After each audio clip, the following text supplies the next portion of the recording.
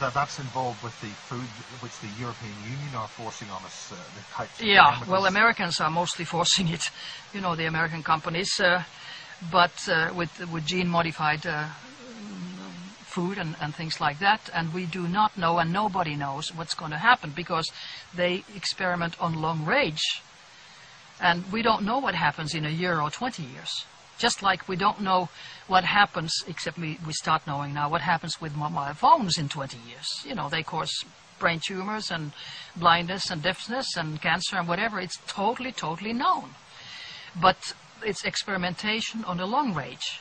Do you think that those frequencies and those devices are specifically selected to test on us? Do you think they're changing the species, or trying to kill us, or change us, or whatever? Well, at least they're making us very sick.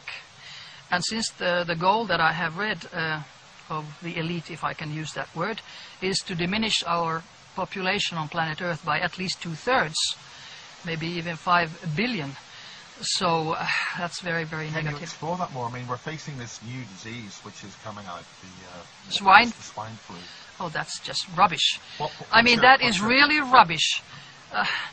You know, it's not the swine flu that's dangerous, it's the injections. Because it's supposedly, it's not only swine, but it is human virus mixed with swine virus, mixed with bird virus.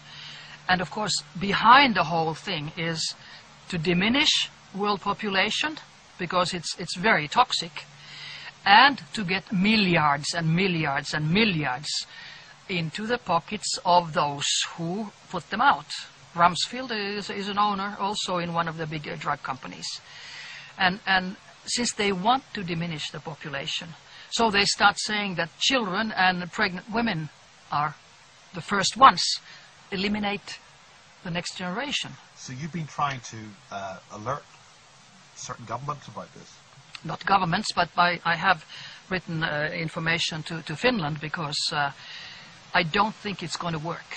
Because even if WHO... It has been tried before in the late 70s? Yes, 76 they had in the States the swine flu, and it was stopped, the injections, after 3 weeks, because so many people died or got Guillain-Barré syndrome, which is their neurology was destroyed.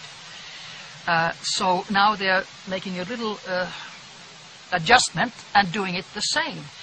And before that, they have also made sure in the States that people don't get compensation for the damage in their health, because previously, 76, they had to pay big amounts. Like, you know, in the States, their compensation is big when you destroy somebody's health. But now they have a law in the States that these companies are not liable, nothing in compensation, if the patient is killed or if the patient is sick for life. So they have really thought about it. So they can poison us and kill us and get away with it scot-free. That's right. So how is this happening? How are so many governments allowing this to just happen? Because they're not allowing it yet, because nobody has done anything yet. They are just having a scary program in the mass media. All mass media says, oh, it's going to be terrible. Now it's something, bang, bang, bang. It's a scary, scary, scary propaganda. And people get scared because they don't know. Now, WHO has ordered that, you know, everybody has to be by force injected. Previously, WHO did not have this ability to tell them to force any government, because it was only recommendations.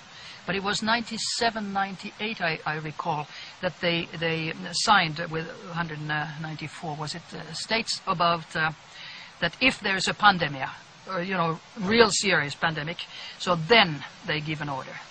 Now, in the beginning already, in the beginning of June, WHO said pandemic 6, that's the highest.